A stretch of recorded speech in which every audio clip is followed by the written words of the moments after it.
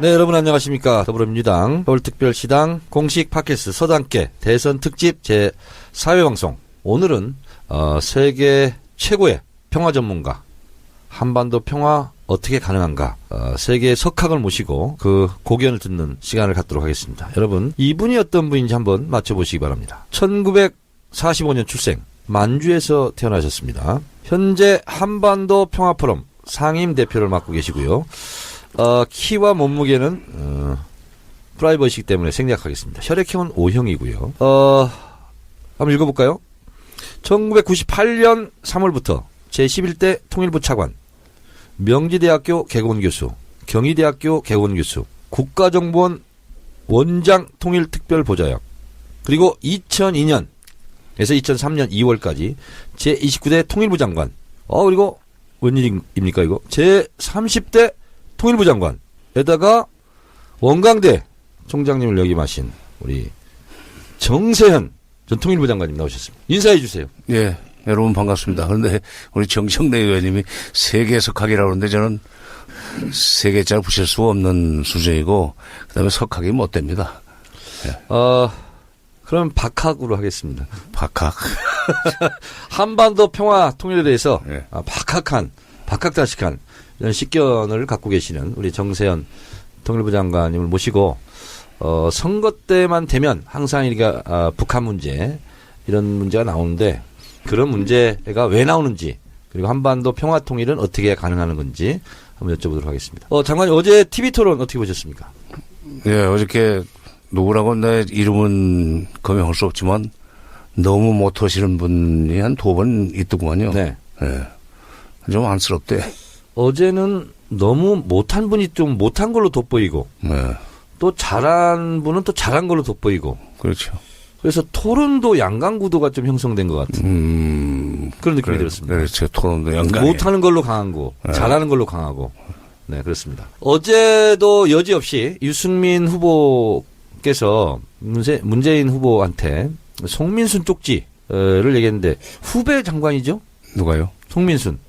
그렇죠. 노무현 정부 말년이니까 그분은. 네네. 저는 노무현 정부 초에 통일부에 있었고 그분은 노무현 정부 말년에 외교통상부 장관을 하셨죠. 그러니까 제가 통일부에 있을 때는 그분이 안보실장으로.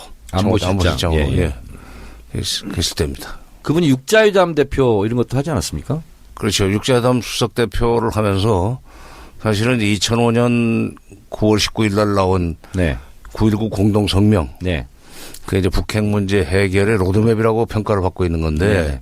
그럼 우리나라에서만이 아니라 미국에서도 중국에서도 일본에서도 러시아 모든 나라에서 북핵 문제 해결의 완벽한 로드맵이다라고는 평가를 받고 있습니다. 근데 그 로드맵을 만들어내는 주역이었었어요. 사실 네. 그 당시에 그 9.19 공동성명은 대한민국 정부가 만들었다고 해도 과언이 아닙니다.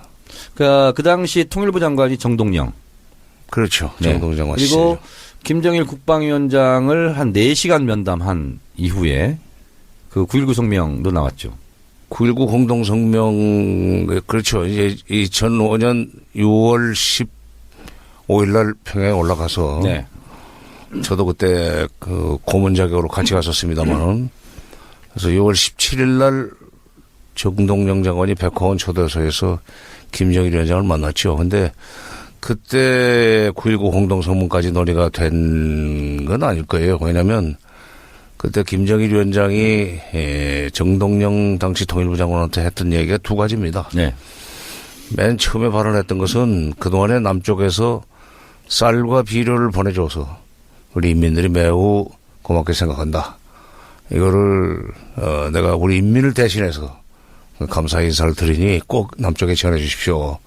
남쪽에서 쌀과 비료를 보내면은 그것을 다른 용도로 쓴다 하는 소문이 돌아다닌다는데, 예를 들면 이제 배급을 해주고 다시 걷어간다든지 또는 군인들이 뺏어간다든지 하는 네.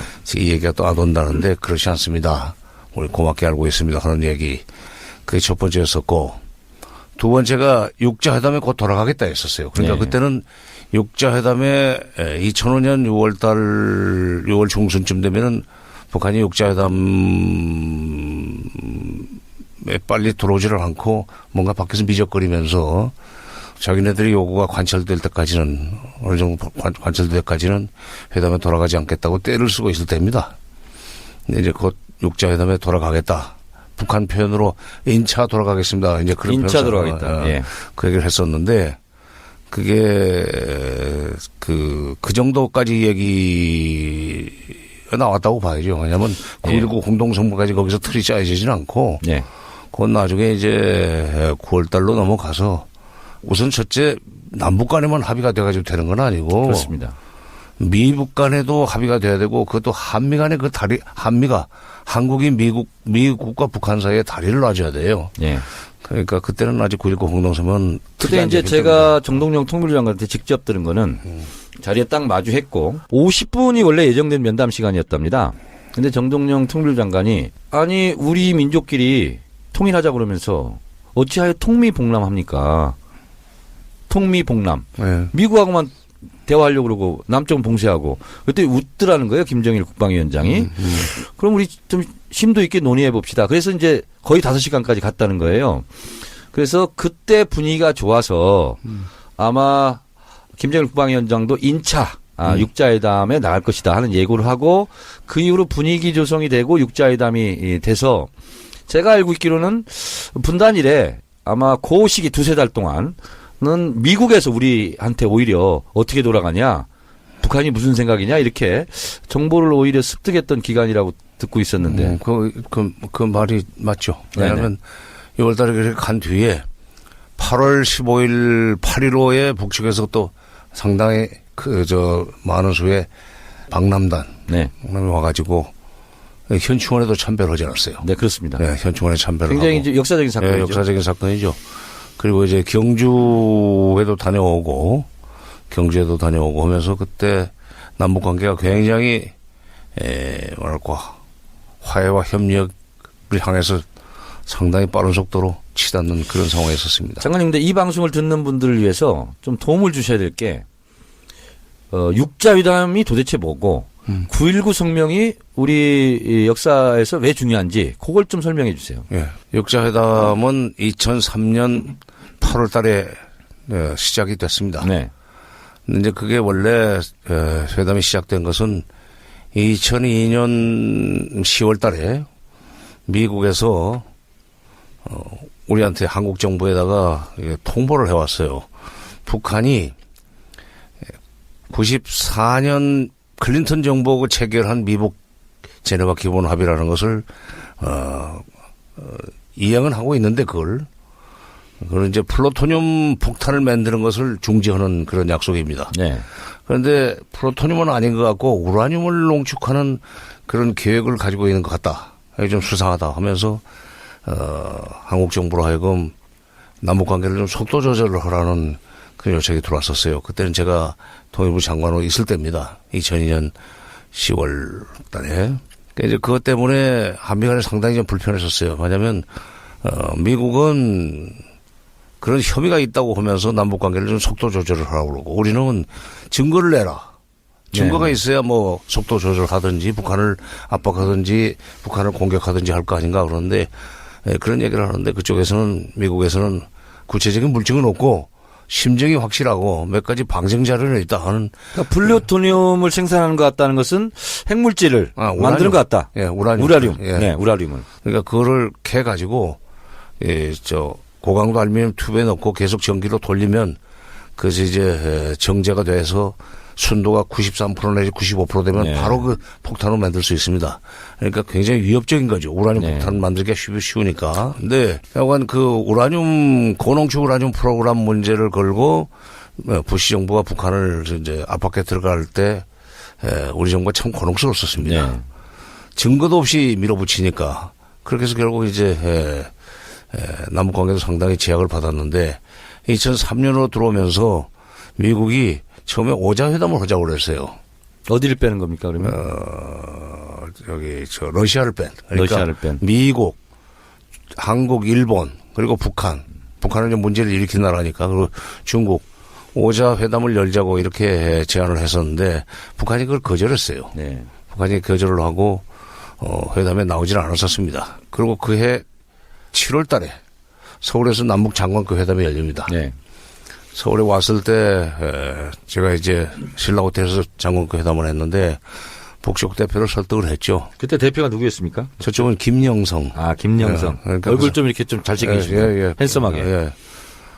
그 사람 때문에 나 손해 많이 봤어요. 그 사람은 이제 밖에 같이 나가면은 그 우리 길거리에 있는 사람들이 특히 아주머니들이 미남 아저씨라고 부르고 나는 뭐 북한 사람, 내가 오히려 북한 사람인 줄. 근데 약간 그때 오자회담에 나오지 않겠다고 그래서 제가 설득을 했죠. 이게 미국이 지금 회담을 열자 할 때 빨리 나와야 된다. 네네.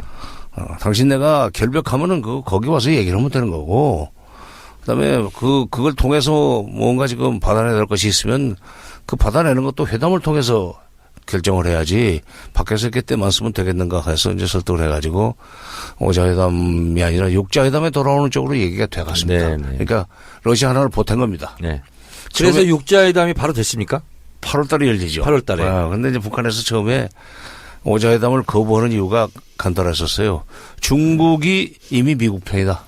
아, 네. 중국도 못 믿었군요, 그러니까. 못 믿었죠. 북한의 입장으로. 그래서 내가 그러지 마라. 이 세상에서 가장 그래도 당신네 편을 들어주는 게 중국인데 네. 중국한테 그렇게 얘기하면 되는가. 차라리 그렇게 불안하다면 러시아를 끼워 넣어가지고 그래서 중국과 러시아가 같이 이렇게 북한 편을 들어줄 수 있으면 그러면 좀 안전하지 않겠느냐 하는 식으로 간단하게 그냥 아이디어 비슷하게 얘기를 했는데 그게 북한한테 상당히 네. 설득력이 있었는지. 하나의 안전판이 될 수 있었고 그렇죠. 육자회담이 나오는. 육자회담을 북한이 역제하는 식으로 해서 8월 달에 네. 회담이 열립니다. 그 육자회담이 그러니까 8월이 2003년? 2003년이죠. 2003년 8월. 2003년 네. 8월에 2003년 8월에 육자회담이라는 게 열리기 시작해요. 그러니까 그건 남북한 네. 그리고 미일 중러. 미일 중러 이렇게 네 나라가 북핵 문제를 해결하기 위해서 회담을 쭉 베이징에서 그게 처음입니까 육자회담? 그렇죠. 열린 게? 네. 네. 2003년 8월 달. 8월 달에 8월 27일일 겁니다. 처음 열렸는데 그 이후에 이제 차수를 거듭보면서 2005년으로 넘어갑니다. 네. 2005년으로 넘어가면서 상당한 정도로 그 회담에서 접점이 만들어지면서 이제 최종적으로 결론을 내야 될 상황이 됐어요. 상당히 이때 관심도 많이 받았고 여론의 스포트라이트도 받고 뭔가 돼가는구나. 그렇죠. 그러니까 그때 우리 측 수석 대표가 손민순 네. 당시에 외교부 차관보입니다. 차관보였었는데 그 미국과의 관계도 비교적 좋죠. 북미국장 출신이니까. 근데 이제 그런 북핵 문제와 관련해서 중요한 것은 미국과 북한 사이에 거중 조정자가 필요해요. 네네. 그것을 할 수 있는 나라는 우리밖에 없습니다. 그렇습니다. 네. 중국이 하겠습니까? 러시아가 하겠습니까? 또 북핵 문제는 우리 문제이기 때문에 그렇습니다. 그러니까 우리가 해결을 권한은 없지만 결정권은 안 가지고 있지만 그것이 해결되지 않았을 때 최대 피해자가 한국 아니에요. 우리한테는 굉장히 절박한 그렇죠. 문제이고 거기는 뭐 네. 그렇게 절박한 문제는 아니죠. 그렇죠. 핵 문제는 우리한테는 죽고 사는 문제거든. 네. 미국이나 중국한테는 해결되면 좋고 안 돼도 뭐 그게 크게 손해 볼 거 없고 러시아, 일본은 글쎄 그 뭐 해결되면 거기도 마찬가지죠. 좋고 그런 지경이기 때문에 우리가 적극적으로 나서서 이제 미국과 북한 사이에 거중 조정을 해야 되는데 그때 우리가 북한한테 그 영향력을 행사할 수 있는 레버리지가 있었어요. 네. 그게 바로 퍼주기라는 비난을 받는 쌀과 비료입니다. 아, 예. 네.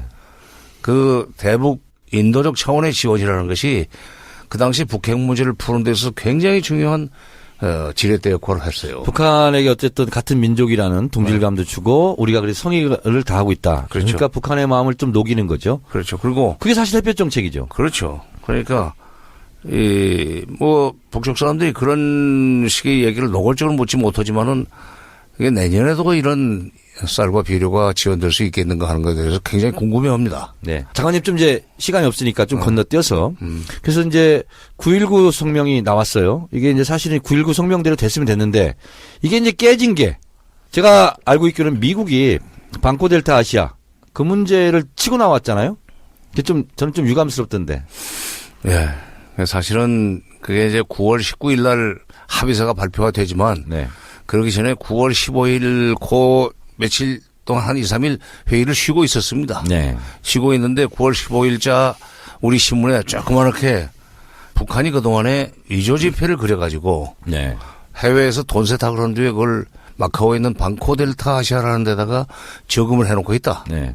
그래서 이거 가만 놔두면 안 된다. 미 재무부에서는 장차 이 문제에 대해서 제재를 곧 실행하려고 한다는 짧은 기사가 나왔었어요. 네. 그런데 이제 바로 그것이 없어졌어요. 말하자면 다른 데서 이렇게 쉽게 얘기해서 요즘 말로는 퍼나르질 않은 겁니다. 네. 그래서 지나가나 보다 싶었는데 9월 19일 날 그 9.19 공동성명이 나오고 나서 그 이튿날 9월 20일 날 바로 미 재무부가 방코 델타 아시아에 저금해 놓은 북한의 돈 2,500만 달러는 내주지 마라. 그걸 만약 내주면 마카오의 방코 델타 아시아는 이제 미국과 거래를 포기해야 된다 하는 식의 협박이죠. 제재를 가했어요. 그러니까 북한이 바로 반발하면서 9.19 공동성명 다 좋았는데 말하자면 9.19 공동성명대로만 되면은 북한도 핵을 포기하려고 그랬는데 이게 합의를 해놓고 그 다음날 미국이 뒤집는 걸 보면은 처음부터 이 합의를 이행할 계획이 전혀 없었다는 얘기 아니냐 하면서 반발해가지고 핵 활동을 개시를 했었어요. 그리고 네. 그로부터 1년 후에 핵실험을 해버립니다. 2006년 10월 9일 날. 그 대목에서 제가 요즘 대선 TV 토론에서 어저께도 그 얘기가 나오던데 안철수 후보가 그거 가지고 문재인 후보를 공격하대요. 2006년 10월 달 노무현 정부 시절에 북한이 핵실험하지 않았습니까? 1차 시험. 그러니까 노무현 정부 책임이죠. 하는 식의 얘기를 하더라고요. 네네. 시간적으로는 그게 노무현 정부 시기지만 그러나 사건의 그 전말을 보면은 그 전날 북핵 문제를 완전히 해결할 수 있는 로드맵이라고 평가를 받는 9.19 공동성명에 미국, 한국, 북한, 일본, 러시아, 중국 모두가 다 만족해가지고 서명을 했습니다. 네. 그걸 합의해놓고 그 이튿날 BDA 방코델타 아시아 2,500만 달러 그 송금을 갖다서 못하게 하는 미국의 조치 때문에 북한이 반발하면서 핵 실험을 하겠다고 그 핵폭탄을 만들겠다고 공개적으로 선언하고 시작을 했어요. 그러니까 시기적으로 노무현 정부 시기였다고 그래가지고 노무현 정부의 대북 지원 때문에 그런 핵실험을 하게 됐다는 얘기는 전혀 인과관계도 연결이 안 되는 근데 거고. 그분은 이런 것까지 잘 모르니까 그렇게 주장할 수 있어요. 그러니까 그러면 그 주변에 있는 사람들이 이른바 참모들이라는 사람들이 잘못이죠. 네. 알만한 사람들이 있어요. 그 안에 지금 경남대의 김모 교수도 있잖아요. 아니 김근식 교수도 있고 뭐 백학순 박사도 있고 그런데 근데 그런 걸 갖다서 상세하게 얘기해 줄 수 있는 시간은 없었을 겁니다. 그런데 어쨌건 그 핵실험은 1차 핵실험은 부시 정부가 북한을 자극했다고 그럴까? 그것 때문에 일어난 거지 노무현 정부의 대북 지원 때문에 일어난 게 아닙니다. 근데 제가 생각할 때도 그 비대위 동결 그것이 굉장히 유감스럽고 그러면서 9.19 성명이 그냥 나오자마자 그냥 폐기되는 이런 상황이 됐잖아요. 근데 9.19 공동성명의 내용이 무엇길래 그렇게 우리 남북관계에서 중요한 내용이었습니까? 첫째 9.19 공동성명 1항을 보면은 네. 북한이 비핵화하기로 약속을 합니다. 네. 물론 북한이 비핵화하는데 거기 보면은 이제 그 밑에는 1항 중에 이제 내려가지 않습니까? 1항이라고. 1조에 이제 1항이 이제 북한의 비핵화고 2항이 그 밑에 있는 것이 미국도 핵무기를 가지고 북한을 위협하지 않겠다는 약속이 들어가요. 핵위협을 하지 않겠다. 이른바 그것은 크게 말하면 그게 한반도의 비핵화입니다. 그렇습니다. 두 번째 그 조항은 첫째가 미북 수교. 네. 두 번째가 일북 수교입니다. 네. 그러니까 북한이 핵을 포기하는 대가로 미국은 핵으로 북한을 위협하지 않겠다는 게 1항이면 네. 2항에서는 북한이 핵을 포기하면 미북 수교도 해주고 일본도 북한과 수교하겠다고 했었어요. 네. 3항이 북한을 제외한 나머지 5개국이 북한에게 경제적 지원을 한다는 거였습니다. 네. 그다음에 4항이 53년 7월 27일 날 체결된 정전협정. 그걸 평화협정으로. 휴전협정을 평화협정으로 바꾸는 문제를 규정을 했어요. 네. 그다음에 5항은 그동안에 서로가 약속을 어겼기 때문에 이제 앞으로는 제대로 하자. 그래서 말 대 말 행동 대 행동이라는 재미있는 표현을 썼습니다마는 서로 형님 먼저 아우 먼저 하면서 서로 상대방이 움직이기를 바라고 자기 행동을 하지 않는 그런 패단을 줄이기 위해서는 동시에 행동하고 동시에 약속을 하면 그럼 반드시 이행하자 하는 동시 패션으로 하자. 네? 동시 패션. 그렇죠. 네. 그 약속을 했었는데 그렇게까지 약속을 했기 때문에 모든 언론이 세계 언론이 이것은 소위 그 노스 코리아, 그러니까 북한 핵 문제를 해결할 수 있는 결정적인 완벽한 로드맵이다 한 평가를 했어요. 거의 유일한 합의사항. 그렇죠. 네. 그거를 그날 깨버렸으니까 북한으로서는 좋다 말한 정도가 아니라 뒤통수 맞은 기분이죠. 그렇습니다. 예. 그리고 이제 그걸 만들 때 아까 잠시 빠뜨렸는데 그게 북한한테 우리가 이런 식의 이제 권고를 하는 겁니다. 그동안에 당신네가 너무 벼랑 끝 전술을 써가지고 미국으로 하여금 미국이 피곤하게 만들어서 미국도 협상을 안 하려고 그러는데 우리가 지금 그중 조정을 할 테니까 앞으로는 미국에 대해서 요구하는 요구 수준을 낮춰라. 응? 합리적으로 협상을 해야지.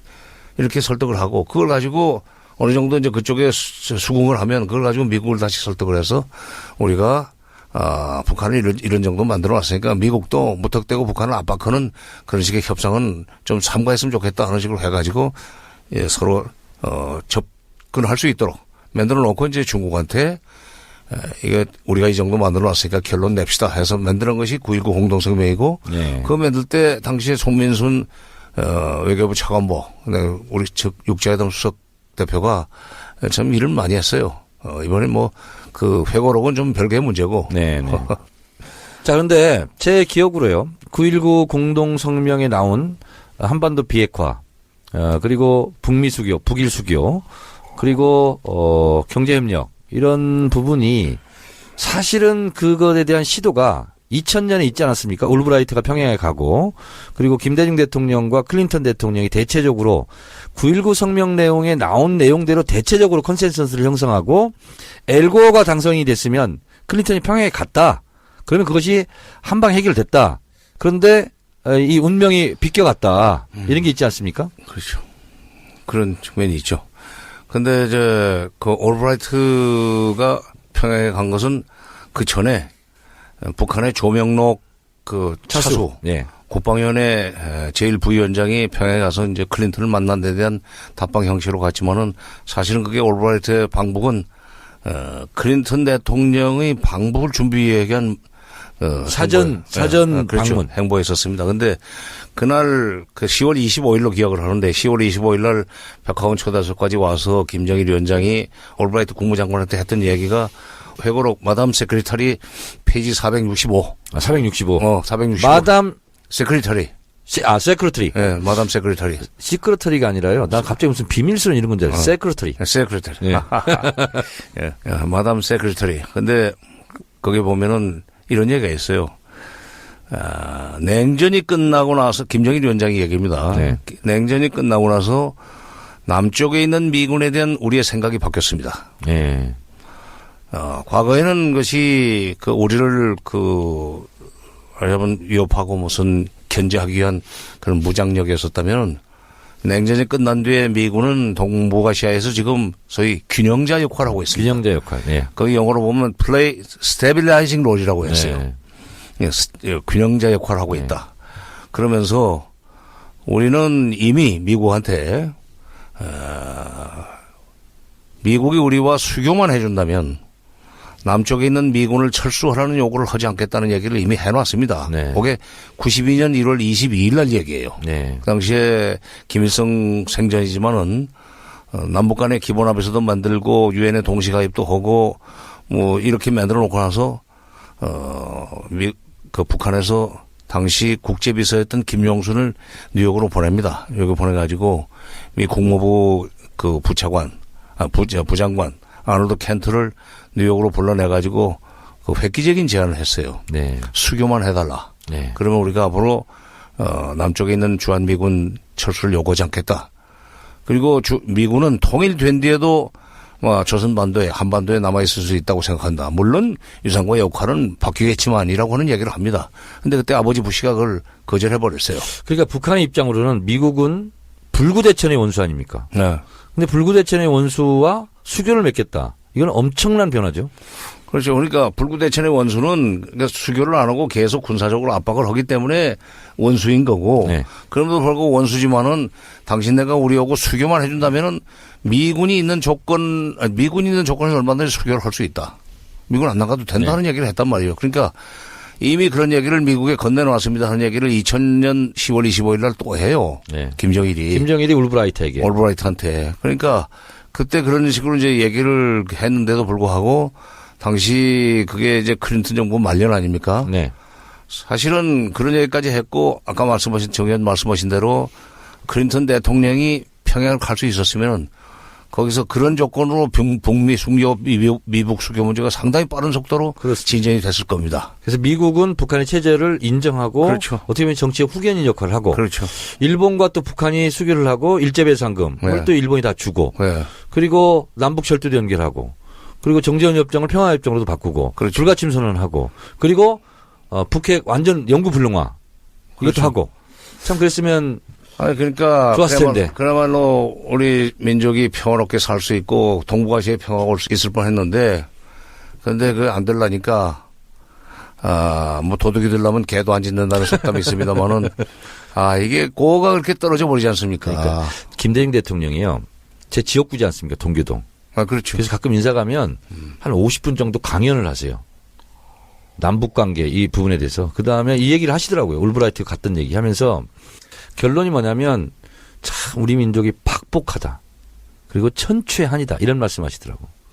글쎄요. 근데 또 그런 기회가 오리라고 생각합니다. 왜냐하면 제가 지금 94년에 네. 94년에 김영삼 김일성 정상회담이 될 뻔하다가 김일성 사망으로 그게 중단되지 않았습니까? 네. 그때는 제가 청와대 비서관으로 그 정상회담 준비를 했었어요. 네. 한 보름 동안 진짜 잠도 못 자고 고생을 했는데 정상회담 이명박 때 통일비서관 했던 분은 거기서 얻은 업무를 가지고 NLL 막 이런 것도 폭로하고 그러던데 그런 얘기를 안 하셨죠? 근데 이제 그때 정상회담 준비를 하면서 참 이게 내가 운이 좋다. 네. 77년에 통일원에 들어가가지고 통일 문제를 쭉 이렇게 하는 그 연장선상에서 생각해 볼 때, 이 남북 정상회담의 실무 담당 비서관이 된다는 게 이게 얼마나 영광스러운 일입니까, 역사적으로. 그래서 이제 준비를 열심히 하고, 잘 되기를 바랐었는데, 아니, 7월 9일 날 12시 방송에, 난 12시 방송에 7월 8일 날 새벽에 김일성이 사망했다는 그 뉴스가 나와버리잖아요. 그래서 제가 그때, 정상회담만 됐으면은 그야말로 경제와 안보를 바꾸는 그런 남북 간의 협정이 맺어졌을 거예요. 6.15 공동선언하고 거의 같은 구조입니다. 우리의 입장으로는 지리실. 김일성 생전에 하는 게 제일 좋고 제일 힘이 그렇죠. 쓰니까. 그렇죠. 그리고 두 번째는 김정일 있을 때 뭔가 획기적인 걸 마련해야 되고 하는데 그 두 기회를 지금 어떻게 보면 좀 잃어가고 있는. 근데 또 오리라고 난 봐요. 그래서 네. 그때 94년에 그때 제가 참 한탄을 하기를 우리 민족의 운명이 여기까지인가라는 네. 한탄을 했어요. 장관님, 그러니까 6년 후에 네. 정상회담이 되더라고요. 그러니까요. 91년 남북 기본 합의서 네. 그리고 9.19 성명 요 대로만 사실은 남과 북이 그리고 미일 중러가 좀 도와주면 통일되는 거 아닙니까? 근데 이제 미일 중러가 도와줘서 통일되는 건 물론 마지막에는 그것이 충분 조건이에요. 네네. 그들이 방해를 하면 못 합니다. 그러나 남북이 통일되려면은 남북이 먼저 하나가 돼야 돼요. 그렇습니다. 예. 다른 말로 한다면은 남북의 소위 통일 구심력이 커져야 됩니다. 네. 그 방법은 남북 교류 협력을 활성화해가지고 지금 문재인 후보가 얘기하는 한반도 경제 통일, 네. 남북 간의 경제 공동체를 만드는 거, 그 서로가 서로를 필요로 하게 만드는 경제적으로 필요로 하게 만드는 그런 상황이 되면은 그다음부터는 정치적으로도 얼마든지 협력이 가능하고 군사적으로도 한 덩어리가 될 수 있는데 이제 그거는 지금까지는 이루지 못했지만 94년 그다음에 2000년 10월달 2000년 11월쯤 클린턴 대통령이 갔으면 아마 11월쯤 갔겠죠. 그렇게 해서 한반도 평화가 올 뻔했던 기회가 지금 떠내려갔는데 3세 판이라 이제 네 번째 판이군요. 아니요. 앞으로 김영삼 대통령 때 네. 정상회담이 됐으면 좋았을 것을. 그리고 김대중 대통령 때 클린턴이 평양에 갔으면 그렇죠. 참 대박 났을 걸. 그렇죠. 박근혜 대통령에 의한 통일 대박. 그리고 9.19 성명이 지켜졌으면. 그렇죠. 이제 그거는 바로 대박으로 이어지지는 않지만은 네. 그건 상당히 긴 프로세스인데 9.19 공동성명이 지켜졌으면은 나중에 결국 이제 남북 정상회담이 그거에 근거해가지고 통일로 한 걸음 더 다가갈 수 있는 큰 합의를 이룰 수 있는 토대는 됐죠. 그러니까 김영삼 대통령, 김대중 대통령, 노무현 대통령 때 남과 북이 이렇게 가깝게 있으면서 대화하면서 합의를 하고 이랬던 방법이 결국은 한반도 평화통일로 가는 그 방향일 수밖에 없다. 그렇죠. 라는 거잖아요. 그거밖에 없죠. 근데 이명박근혜 정권은 정반대로 거꾸로 갔어요.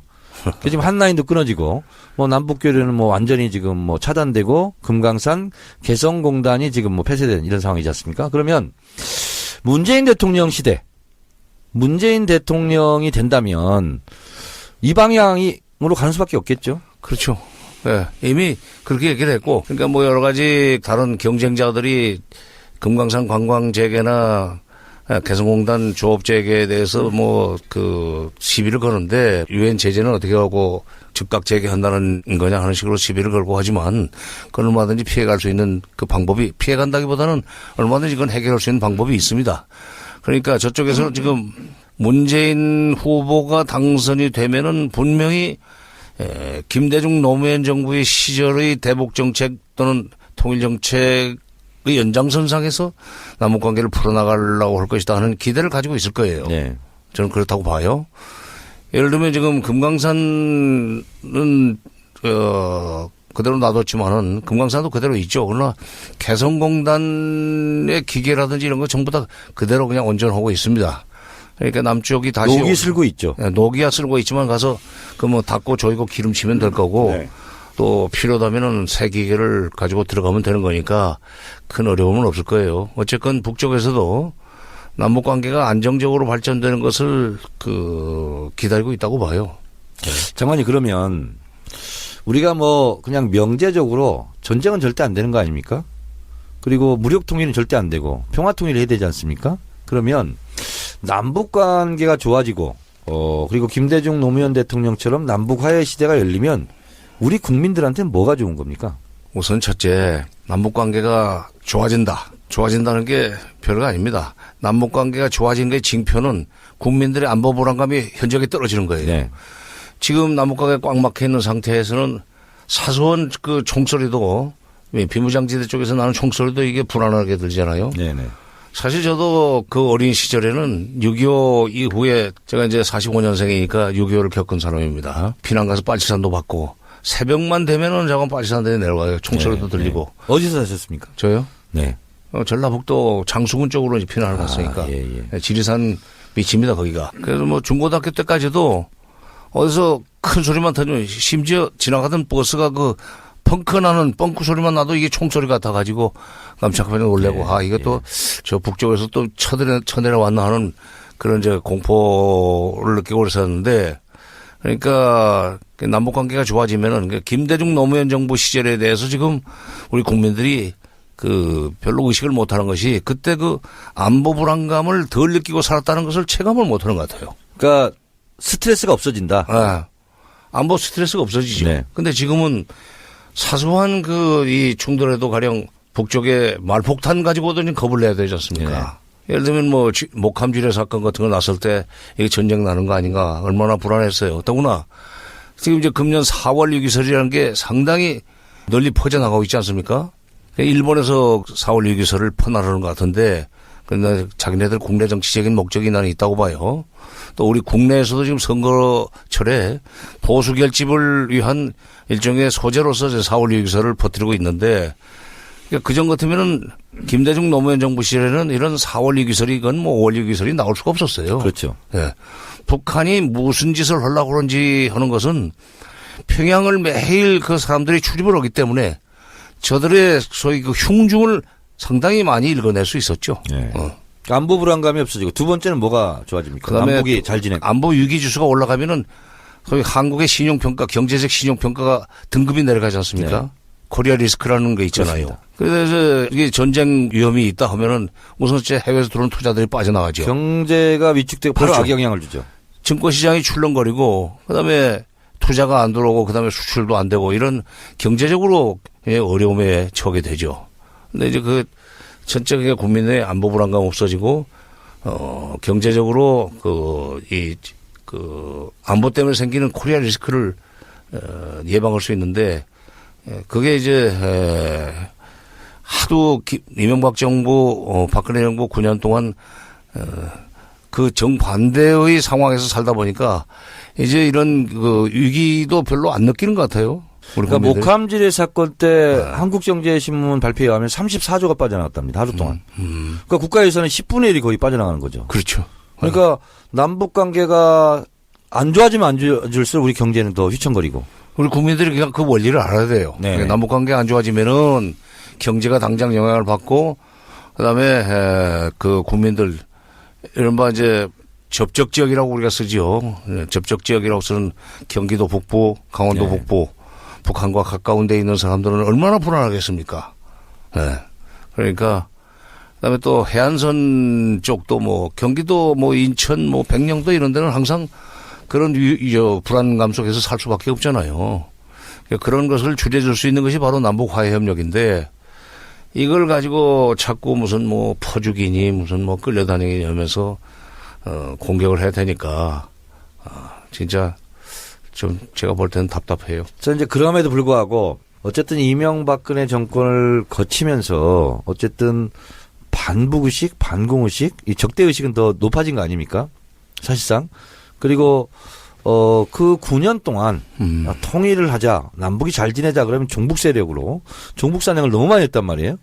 그리고 어떻게 보면 거기에 국민들이 좀 젖어 있는 것도 사실이고 또 언론들도 그렇게 기사를 쓰고 있고 그리고 대선 때 그러니까 그것이 약발이 먹힐까 봐 이용하고 있고 그리고 칼빈 스노우 같은 경우가 대표적으로 뭐 이거는 뭐 사실과 다른 또 보도를 해서 안보 불안감을 높이는데 어쨌든 이번 대선 때 이런 부분을 극복하고 어쨌든 민주정부를 수립해야 되지 않겠습니까? 예, 그리고 이제 민주정부가 들어선 뒤에 남북 화해 협력 정책을 다시 추진해 나가기 시작하면 국민들은 또 거기 난 따라오리라고 봐요. 네. 9년 동안 철저하게 반공 교육을 받은 것처럼 되지만 네. 정부가 이명박 박근혜 정부 9년과는 다른 방향으로 정책을 추진해 나갈 경우에 우리 국민들은 뽑힌 대통령에 대한 신뢰가 있다고 나는 봅니다. 네. 그러니까 크게 걱정 안 해도 저는 된다고 생각해요. 그러니까 2006년도 10월 9일 날 1차 북한의 핵실험이 있을 때 3일인가 후에 전남대에 가서 김대중 대통령께서 강연을 하셨는데 그런 말씀을 하셨어요. 북한이 핵실험을 했는데도 남한 사재기 안 한다. 그게 바로 햇볕 정책의 성과다. 북한 금강산에도 가보고 평양도 가보니까 북한 별거 아니네. 뭐 우리가 이긴다. 이래서 안보 불안감이 핵실험을 했는데도 없어졌다. 그런 것처럼 다시 그걸 되돌려야 될 것 같아요. 김대중 노무현 대통령 때 남북 화해 시대를 열려면 어쨌든 차근차근 준비해야 되는데 장관님께서 보시기에 문재인 대통령이 됐다. 그러면 남북 관계의 문제를 푸는 고리는 뭐가 돼야 될 것 같습니까? 우선 저는 그 금강산 관광과 이제 그 개성공단 조업을 즉각 재개하겠다고 미리 얘기를 해놨기 때문에 네. 문재인 후보가 그 얘기해놨습니까? 얘기했죠. 거의 공약 비슷하게 얘기하지 않았습니까? 근데 이제 그런 데 대한 기대가 있어서 북한도 협조적으로 나오려고 봅니다. 그런데 네. 기술적으로 바로 뭐 취임 다음 날은 어려울 거예요. 네. 어렵겠지만 그렇기 전에 먼저 북한한테 사인을 보내는 방법이 있습니다. 네. 인도적 차원의 민간 대북 지원이라든지 교류 왕래 이것을 그 승인하면은 네. 그건 충분히 북한한테 메시지가 전달이 되고 정치적 부담이 적은 그렇죠. 인도적 지원. 인도적 지원. 그동안에 박근혜 정부에는 인도적 지원도 일체 다 끊어버렸거든요. 특히 영유아 부분. 그것도 못하게 했어요. 네네. 모자보건 뭐 영유아 뭐 이런 얘기를 해서 저는 사실은 여성 대통령이기 때문에 모성애가 활동이 돼가지고 저러는구나 하고 기대를 했었어요. 그런데 전혀 장관님 제가 19대 국회 네. 전반부에 외통위를 했지 않습니까? 네. 그래서 제가 모든 걸 떠나서 아무것도 안 되니까 막혀서 그러면 송곳으로 축구공 바람 빼듯이 누구나 시비를 걸 수 없는 영유아 지원. 그거는 좀 하자. 특별법으로. 근데 당시 새누리당도 그건 반대를 못 하잖아요. 영유아를 지원한다는데. 그리고 뭐 우유 갖다 주는 걸 뭐 어떻게 그게 농축 우라늄도 아니고 핵무기를 만들 수도 없고. 반대를 아무도 안 해요. 근데 통과가 안 돼요. 4년 동안. 반대를 안 하면서. 근데 어쨌든 그런 부분부터 먼저 시작을 해야 되겠네요. 그렇죠. 영유아. 스텝 바이 스텝으로. 그럼 그렇게 해서 이제 민간 차원의 이 교류 왕래 협력을 활성화시키면은 북쪽에서도 이제 호응해오고, 그렇죠. 그러니까 최초의 햇볕 정책이라는 게 사실은 98년 처음 시작된 거 아닙니까? 네. 그때는 제가 통일부 차관이었었는데, 그때 햇볕 정책에 대한 북한의 신뢰를 준다고 그럴까? 햇볕 정책에 대해서 불안해하는 북한한테 믿음을 주는 방법이 민간 차원의 그 대북 지원이라든지 민간 차원의 교류 왕래를 대폭 활성화시키는 그런 식으로 접근했습니다. 그렇게 해서 우리가 형편이 좋은 남쪽이 북한을 도와줄 준비가 되어 있다는 것을 계속 그 사인을 보내니까 북한도 거기에 처음에는 굉장히 방어적이었어요. 네. 햇볕 정책은 불안했었습니다. 네. 쉽게 얘기해서 처음에 기분 나빠했죠. 기분 나빠했죠. 햇볕이라는 말 자체도. 그렇지. 근데 말이 조금 그 외투를 벗긴다 하는 그런 이제 네. 이소부와의 그 비유 때문에 불안했었는데 이게 본심이 그런 게 아니구나 하는 것을 깨달으면서 점점 남북 교류 협력이 활성화되고 그 토대 위에서 2000년에 정상회담이 됐어요. 네. 그러니까 한번 했던 가락이 있기 때문에 문재인 후보가 대통령이 당선되면은 문재인 정부에서는 처음에 영유아의 인도적 지원 쪽으로 그것부터 먼저 승인을 해주고 아마 그 단체들이 들고 일어날 겁니다. 통일부에서 승인만 해주면 돼요. 네. 그래서 자꾸 올라가고 물건 가고 사람 가고 이렇게 되면서 북쪽의 그 여러 가지 움직임을 이제 그야말로 휴민트가 뒤에 따른 것이 아닙니다. 네. 남쪽 사람들이 평양 시내의 그 동향을 가서 보고 들어오는 게 제일 정확한 휴멘트예요. 네네. 그걸 토대로 해서 뭐 금강산 그러니까 없던 길도 계속 사람이 다니면 길이 됐는데 그렇죠. 이미 다녀봤던 길이 있지 않습니까? 그렇죠. 그러니까 그러니까 뭐 길이 나 있으니까 찾아가기도 쉽고. 잠시 잡초에 묻혀 있지만은 그렇습니다. 그 흔적이 있기 때문에 불 뽑는 거야 쉽죠. 네. 네. 그러니까 네. 길도 그리고 또 철도도로도 연결해 놓지 않았습니까? 그렇죠. 그러니까 노무현 대통령 임기 말에 남쪽에서 북쪽으로 기차가 올라가고 북쪽에서 남쪽으로 기차가 내려왔지 않습니까? 그렇죠. 2007년 그게 5월 17일입니다. 네. 제가 그날 평양에 있었기 때문에 기억을 하는데 네. 이제 기차가 개성의 봉동역까지 가고 제진에서는 금강산 청년역까지 기차가 갔다가 다시 또 내려가서 몇 번 이렇게 시험 운행을 하고 이제 곧 본격적으로 운행을 할 수 있게 만들어 놨는데 이명박 정부 들어서서 올스톱이 됐죠. 그렇습니다. 예. 엘고가 되지 않고 부시가 돼서 모든 게 중단됐던 것처럼.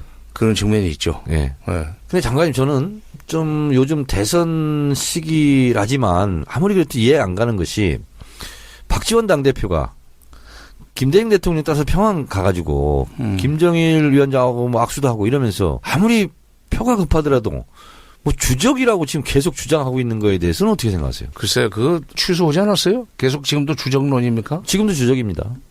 그건 좀 이해가 안 되네. 그러면은, 이건 그 김대중 대통령에 대한 부정이면서 자기 부정이에요, 바로. 그렇습니다. 그럼 주적을 만나가지고 뭐 이렇게 와인잔 들고 무슨 건배하고 그랬단 말입니까? 그러니까 안철수 후보가 네. 이제 토론 당시 생방송 때는 본인이 확인을 못했는지 유승민 후보도 잘못 얘기했어요. 국방백서에 주적 개념이 있다는 식으로 얘기했거든요. 근데 이제 확인해 보니까 주적 개념은 없고 이제 적이라고 되어 있는데 본인들도 이제 이런 얘기 들었겠죠. 그러다 보니까 이렇게 얘기했어요. 국방백서에는 적으로 규정돼 있습니다. 이렇게 얘기하지만 사실상 주적이다. 또 이렇게 얘기해요. 주적이라는 것은 교전 중에 쓸 수 있는. 그렇습니다.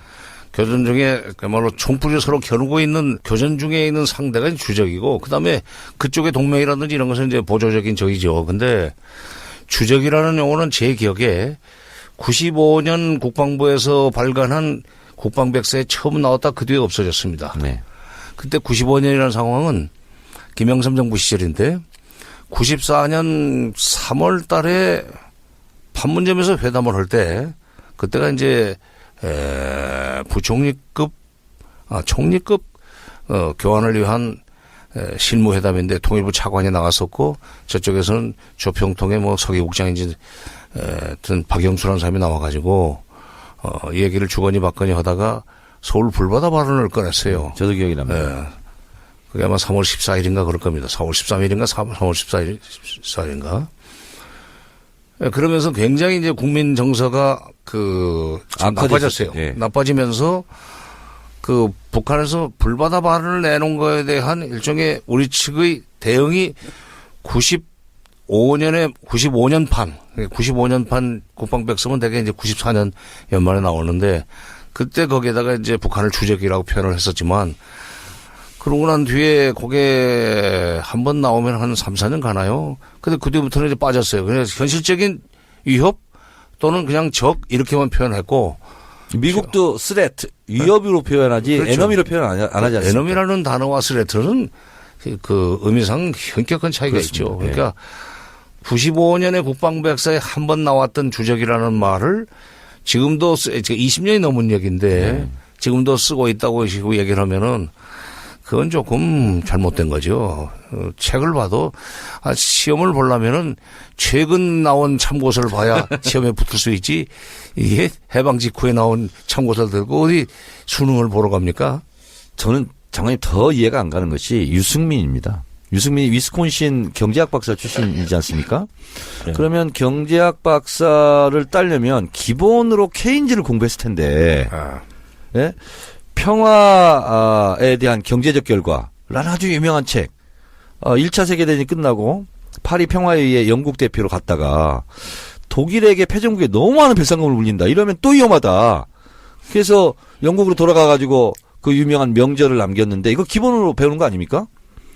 그리고 그런데 그 유승민 경제학 박사가 자꾸 북한을 때려부수고 쳐부숴야 될 아니 전쟁에 진 나라도 너무 쫓으면 다시 위험하고 문다. 이거 아닙니까 지금 케인즈가.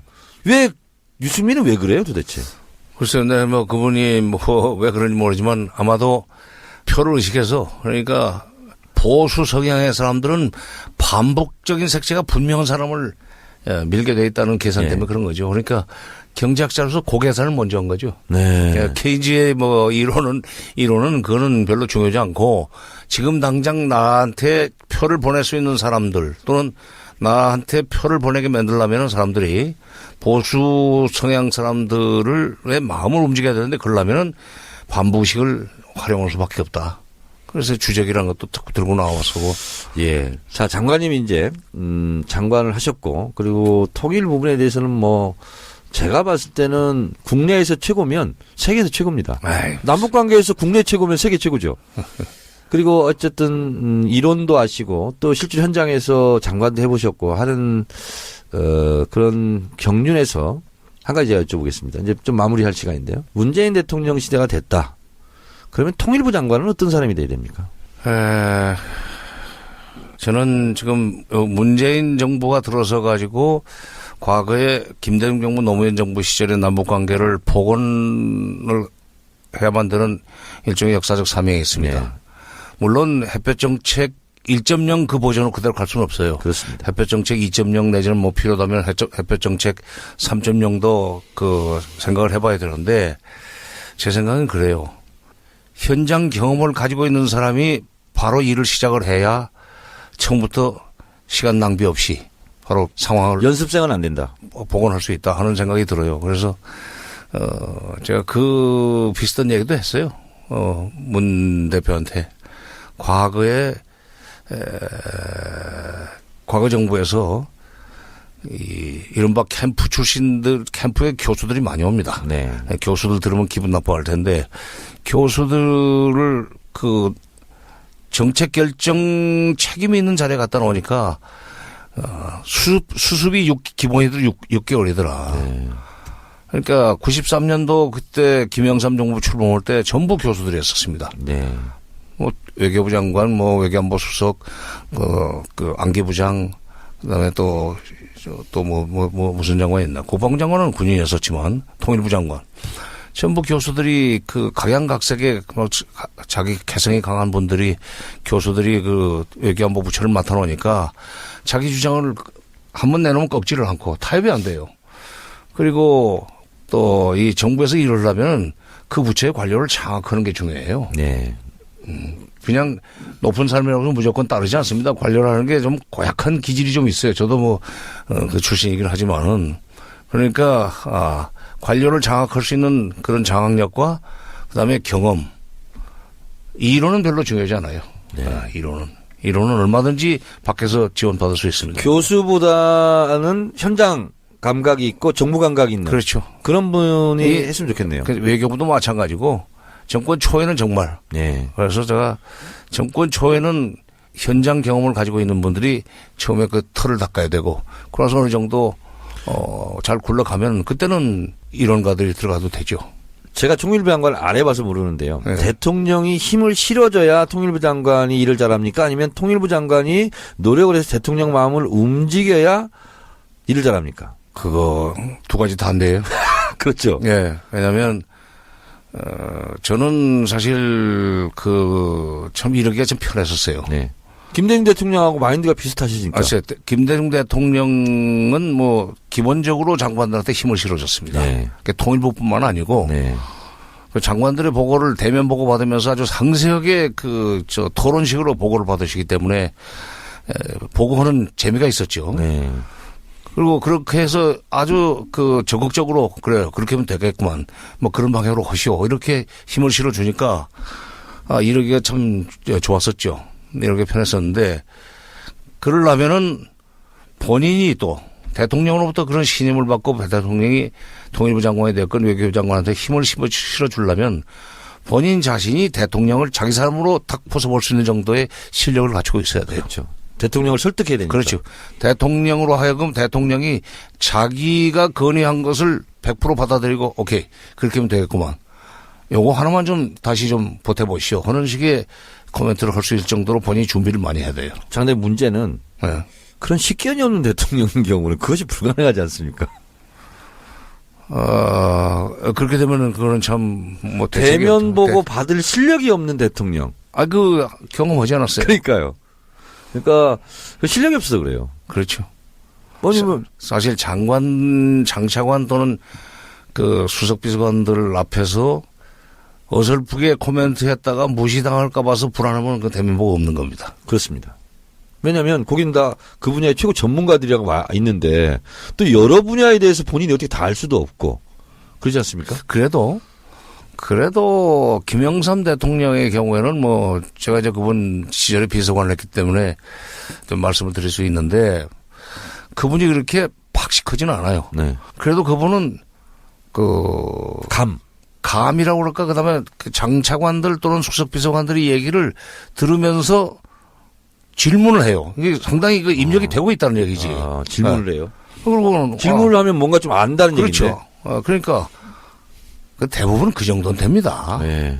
지난번 건 너무 특이한 경우고. 지난번 네. 특이한 경우. 특이한 경우죠. 네, 누구라고는 말하지 않겠습니다. 김영삼 대통령은 보고 오는 사람 기분 좋게 해주는 또 재주가 있어요. 네. 김대중 대통령은 보고 오는 사람 굉장히 준비를 많이 하지 않고는 불안하게 만드는 재주가 있고. 네. 너무 유식하시니까. 너무 유식하니까. 아이고, 참. 지금, 경선 때부터 문재인 캠프에 좀 합류하셨었잖아요. 그 무슨 위원회에 들어가셨잖아요? 10년의 힘위원회라는 거. 예.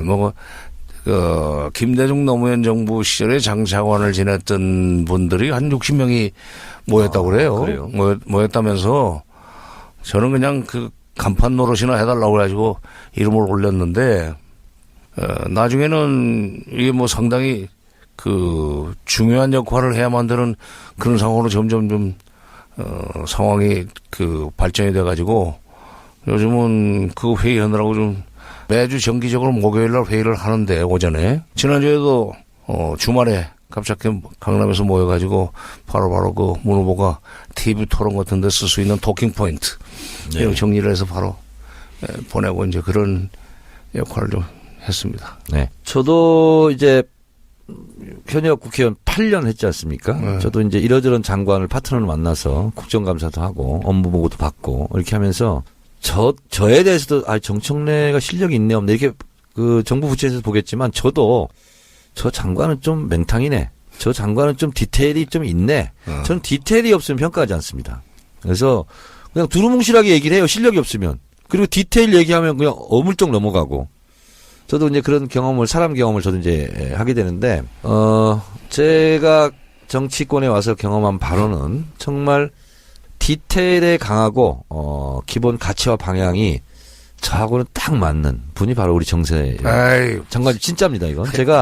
저는 입에 바른 얘기를 못하는 사람이에요. 제 자랑만 잘하지 남의 칭찬과 자랑을 못하는 사람인데 정세현 장관님은 진짜로 제가 존경하는 이유가 있습니다. 뭐냐면 첫 번째는 김대중 대통령의 대북 정책, 햇볕 정책을 가장 잘 온몸으로 임동원 장관도 있습니다만 같이 몸으로 익힌 분이다라는 생각이 좀 들고 그리고 지금처럼 이 격변기 그리고 이 남북관계가 꼬일 대로 꼬여 있는 이런 상황에서 문재인 대통령이 되신다면 문재인 대통령 시대에 어디서든 무엇을 하든 저는 이 장관님의 이 지혜 이런 부분이 반드시 대한민국 한반도 평화를 위해서 좀 잘 쓰여졌으면 좋겠다 이런 생각이 듭니다. 그래서 뭐 나라를 좋게 만드는데 특히 남북 관계를 평화적으로 발전시켜 나가는데 뭐 도움이 될 수 있다면은 그건 자리에 관계없이 얼마든지 저 조언을 하고 또 역할을 할 준비는 돼 있습니다. 왜냐하면 네. 자기의 정체성이에요, 바로. 그렇습니다. 자기 자신의. 네. 예. 근데 장관님은 거기에다 플러스 알파가 하나 더 있어요. 45년생이면 올해 연세가 꽤 되시잖아요. 네, 뭐 새는 나이 73이죠. 근데 이 젊은이들의 감각이 좀 있어요. 유머 감각도 있으시고. 그러니까 시대의 흐름을 놓치지 않는다. 이런 또 장점이 좀 있는 것 같은데 그러기 위해서 뭐 노력하시는 게 있습니까? 네, 없어요. 없어요? 네, 그냥 그렇게 타고났습니까? 유머 감각은 뭐 좀 타고난 것 같고. 네. 그러나 이제 시대 감각 얘기했는데 저는 개그 콘서트 같은 걸 안 보기 때문에 네. 볼 시간이 없어요. 안 보기 때문에 때로는 젊은 사람들이 하는 얘기 무슨 말인지 못 알아들어가지고 두리번거리고 있으면 그 개콘에 나오는 얘기라고 뭐 그러는데 그거 모르는 건 있어요. 파파에서 김어준 총수가 예. 저한테 이렇게 얘기했어요. 정세현 장관은 깊이도 있고 재미도 있다. 그렇게 우리 김어준 총수가 얘기를 했는데 저도 그렇게 생각을 합니다. 지금 대선 한복판 저도 지금 선거운동을 하다가 홍대에서 막 달려왔는데요. 선거운동을 하는 것도 중요하지만 이렇게 1시간 정도 우리 조예가 깊은 한반도 평화에 대해서 우리 정세균이라네. 정세균 국회의장님이고 두 분이 친합니까? 이름 비슷하시네. 네. 저거 뭐 같은 종친이고 학렬로는 제 증손뻘이에요. 아, 그렇습니까? 네. 증조 할아버지 뻘 되시네요? 네, 증조 할아버지시네요. 그렇군요. 학렬로. 정세균 국회의장님 좀 잘하세요. 정중하게. 네, 오늘 그 정세현 전 통일부 장관 모시고 이렇게 고견을 듣는 것도 굉장히 필요한 일이고 오늘 이 방송을 들으시고 왜 한반도 평화가 중요하고 문재인 대통령이 돼야 되는지 여러분 한반도 평화통일 정책은 어떻게 가야 되는지 도움이 되는 그런 기회였으면 좋겠습니다. 나와주셔서 고맙습니다. 네, 네. 감사합니다. 네, 고맙습니다. 네.